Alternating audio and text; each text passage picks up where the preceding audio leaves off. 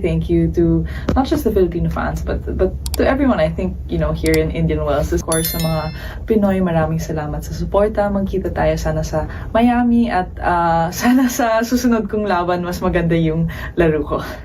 The organizers at Indian Wells thought they were being really smart. They took one look at the massive wave of support surrounding Eala and decided to put the young Filipina tennis sensation on Stadium 1, the second-largest tennis-specific stadium on the entire planet. They bumped American crowd favorite Amanda Ananosova over to a smaller court just to make room for what they expected to be a massive occasion. On paper, it looked like a genius business decision. In reality, it lasted exactly 56 minutes before everything they had planned fell completely apart. If you are new here and you love following the rise of players who genuinely move the needle in world tennis, hit that subscribe button right now and turn on the notifications. Because what happened at Indian Wells this week is the kind of story that perfectly captures where women's tennis is headed, who is driving it, and what happens when the engine suddenly stops. We cover all of it here, so make sure you are along for the ride before we dive in. Let's start from the beginning so everyone understands just how significant this moment was. AlexEala is a 20-year-old player from the Philippines who has been on one of the most remarkable rises in recent women's tennis. At the start of the year, she was ranked somewhere around 140 in the world. By the time she arrived in Indian Wells for the BNP Paribas Open, she had already climbed into the top 30. That kind of jump in a single year is not something you see every day. It requires a combination of talent, fighting spirit, and the ability to perform when the pressure is at its highest. And Eala had been doing exactly that. Earlier in the tournament, she had beaten Diana Schneider in a marathon 3-set match that had fans completely on their feet. She had already taken out Jasmine Paolini, a top player who most people expected to go deep in the draw. She had even seen Coco Gauff retire hurt during their match, which added another big name to her list of results. Every time she stepped on the court, the atmosphere was unlike anything else happening at the tournament. The roar from her supporters was constant, loud, and incredibly passionate. It was the kind of crowd energy that television broadcasters dream about because it makes everything feel bigger and more important. The numbers backed it up too. When the tournament posted a simple day-in-the-life video featuring Eala on their official YouTube channel, it immediately pulled in close to 100,000 views. To put that in perspective, most of their other highlight clips were sitting at around 2,000 views. That is not a small difference. That is a completely different universe of audience attention. The marketing team clearly noticed what was happening and leaned into it hard. They put Eala's face on the official Class of 2026 Instagram graphic alongside 7 players who were all either top 10 ranked or multiple Grand Slam winners. She was the only one in that image who was neither, but none of that mattered because she was the one people were actually looking for. So when the draw handed her a second-round match against Linda Noskova of the Czech Republic, ranked 14th in the world, the organizers made the call to put it on the biggest stage available. Stadium 1 holds 16,100 people. It is enormous. It was a bold statement that said quite clearly, we believe this match deserves the biggest possible platform. And for a while, everything seemed to be going exactly as planned. The stadium filled up, the noise was incredible. Every single point that Eala won was met with a wall of sound from the stands. Even when Noskova was controlling the match and doing everything right, the majority of the noise was still coming from Eala's supporters, willing her back into it, refusing to let the atmosphere die. But tennis does not care about atmosphere. Tennis cares about who is serving better, who is moving better, and who is executing their game plan more cleanly. On that particular Tuesday evening, Linda Noskova was simply on a completely different level. She served 7 aces during the match. Eala served 0. Noskova was dictating almost every rally from the baseline, moving Eala around the court and giving her no comfortable positions to work from. When you are facing that kind of serving and that kind of aggression from the back of the court and nothing is clicking in your own game, matches can become very one-sided very quickly. That is exactly what happened. The final score was 6-2, 6-0. A bagel in the second set. The whole thing lasted 56 minutes. Noskova was so efficient and so dominant that it almost did not feel like a competitive match after a certain point. She moved through it like someone who had a very clear plan and executed it without any hesitation or error. Credit where it is due, that was a remarkable performance from the Czech player. She is ranked 14th for very good reasons, and on that night, she showed every single one of them. For Noskova personally, it was a brilliant result. She reached the quarterfinals at Indian Wells for the first time in her career, which is a significant achievement. For Eala, it was obviously a painful experience. She said afterward that she simply could not find her rhythm and could not get into the match the way she needed to. That is the honest reality of professional tennis sometimes. You can be playing the best tennis of your career in the weeks leading up to a match, and then face a player on a given day who simply takes everything away from you before you can settle. It happens to everyone. Eala is 20 years old and ranked 28th in the world now after this tournament, which is a new career high. She leaves Indian Wells with a higher ranking than she arrived with, and with prize money of around $15,720, which is about 6.3 million pesos for anyone following from back home. She described her experience at the tournament as one she is leaving with happiness despite the defeat, and that tells you a lot about her mindset. But what happened next, in the hours after that match ended, is where the real story begins for the WTA and for Indian Wells specifically. The moment the handshake at the net was over and Eala walked off the court, the viewership numbers did not just slow down, they collapsed. The screens across the Philippines and across the global Filipino diaspora went dark. The casual fans who had been tuning in because they were swept up in the story of this young rising star beating top players suddenly had no reason to keep watching. And when those fans switched off, the true scale of what Eala had been doing for this tournament became impossible to ignore. This is what people are now calling the Eala effect, and it is genuinely one of the most striking phenomena in women's tennis right now. It is not just that Filipino fans love watching her play, it is that there are so many of them, and they are so engaged and so vocal that her presence at a tournament essentially transforms the atmosphere and the numbers around everything she touches. Practice sessions became events. When she was warming up or just going through drills earlier in the week, hundreds of fans were standing around the practice courts watching her, paying no attention whatsoever to Alexander Zverev or Taylor Fritz, who were also on the grounds.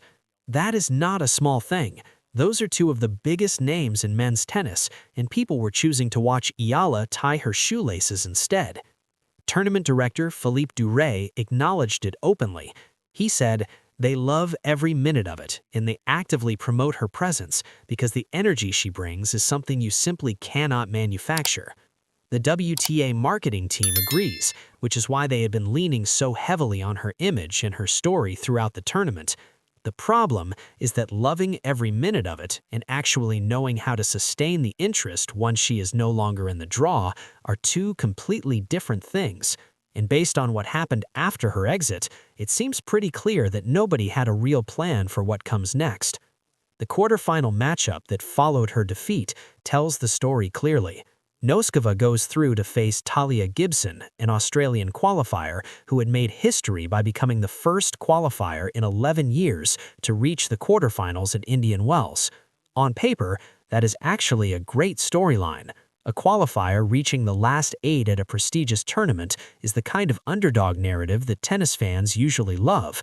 But the audience that had been powering the tournament's numbers was not the audience that typically connects with that storyline.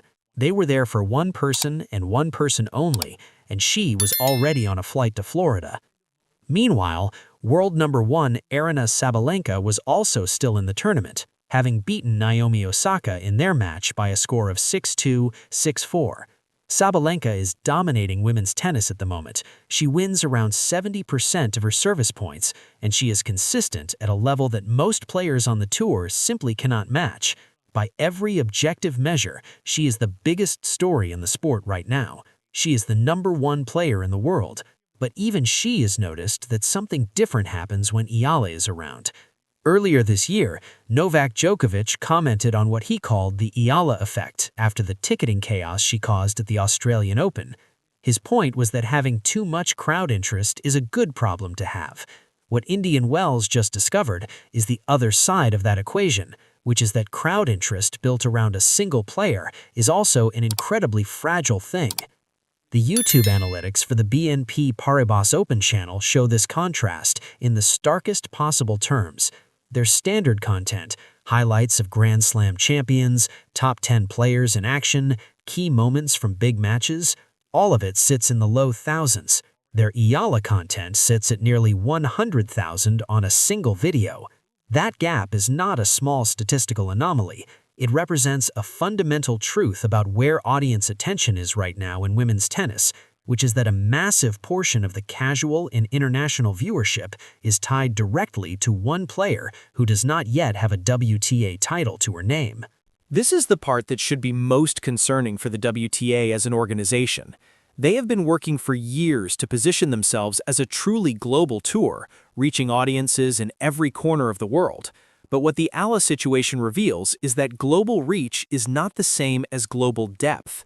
What the WTA actually has is a collection of very specific and distinct fan bases attached to specific players and specific countries.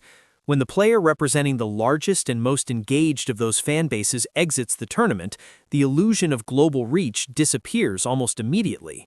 The Philippines is a country of over 100 million people, and the Filipino diaspora extends to virtually every major city in the world. When that audience is engaged and watching, a women's tennis tournament looks like a genuinely global event. When that audience switches off, you are back to the same core demographic that has always followed the sport. We have seen versions of this before. There were signs of it in Dubai. There were signs of it in Doha. The Australian Open had its own Eala moment with the ticketing situation. Every time she enters a tournament, the same pattern plays out. Enormous surge of interest, packed courts, viral content, atmosphere that rivals the biggest matches in the sport, and then when she leaves, a very sharp and immediate return to normal. The WTA has not yet figured out how to convert that surge into something that sticks beyond her specific participation. They are getting the peak, but not the plateau. And this is really a wider conversation about how fragile modern sports viewership has become. The era when people watched sports out of general interest in a competition or a format is largely over for casual fans. What drives casual viewers to tune in now is narrative. They want a character to follow, a story to invest in, a reason to care about a specific outcome. Eala provides all of that in abundance. She is young, she is likable, she is relentlessly positive, she fights incredibly hard in every match, and she carries the weight of an entire nation's hope and pride whenever she walks on the court. That is a story. A Noskova versus Gibson quarterfinal is a tennis match. Both things have value, but only one of them brings in millions of first-time viewers from a country that was not previously engaged with the sport. The tournament organizers did not do anything wrong strategically. They saw what was happening and they responded to it correctly. They gave Eala the biggest stage, they promoted her story, they put her front and center in their marketing. Every decision they made from a business perspective was logical and defensible. The one thing they had absolutely no control over was whether Noskova was going to show up and play the match of her life. Professional sports at the top level is genuinely unpredictable, and no amount of smart marketing can change the outcome on the court. That is both the beauty and the brutal reality of the sport. What happens next is worth watching closely. Eala moves on to Miami, where she actually has significant points to defend from her remarkable run last year.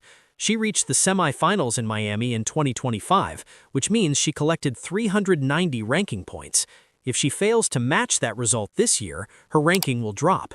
If she manages to go deep again, the WTA gets another 2 or 3 weeks of the same effect that just played out in Indian Wells. For Eala personally, Miami represents a significant challenge and a real test of whether she can back up last year's breakthrough performance on a similar surface and in similar conditions. For the WTA, Miami is another opportunity to figure out how to build on the foundation that Eala is laying, rather than simply riding it until it disappears. The number of Filipino fans who have been introduced to professional women's tennis because of her is genuinely significant. The question is whether the sport gives them a reason to stay engaged, even on the days and weeks when she is not competing. Right now, the answer to that question appears to be no, and that is a strategic problem that goes well beyond any single tournament. Eala herself seems remarkably grounded about all of it. She talks about her tennis in terms of improvement and enjoyment rather than pressure and expectation. She acknowledged that Indian Wells was a tough experience in that last match, but she is already focused on what comes next. For a 20-year-old carrying the kind of weight she carries every time she plays, that mental composure is genuinely impressive. She has jumped from 140 in the world to 28 in the world in a single year. She has already beaten players that most young professionals spend their entire careers dreaming about facing. The loss to Noskova is a moment, not a pattern, and the smart money says she will be back in the conversation at the biggest tournaments very soon. For Indian Wells, the tournament ends with silence where there was once noise. The stadium that felt like a national celebration on Tuesday night is back to being an empty desert venue by the weekend. The marketing team is staring at graphs that dropped off a cliff the moment the match ended. The broadcasters are figuring out how to sell the remaining matches to an audience that largely tuned in for someone who is no longer there. It is a genuinely strange situation to be in, and it is a very direct consequence of how concentrated the sport's star power has become in the post-Serena era. The WTA found a player who genuinely moves the needle. They found someone who brings the kind of energy and audience attention that the sport has been desperately searching for since the greatest women's player of all time retired. They just discovered, in the most public and painful way possible, that you cannot control the bracket and you cannot control what happens on the court. The Eala effect is real, it is massive, and it is exactly as unpredictable as the young woman at the center of it. Indian Wells got to experience it at full volume for a few days. Now they get to sit in the quiet and wonder what might have been. Miami is next. The drama is not over. It is just getting started.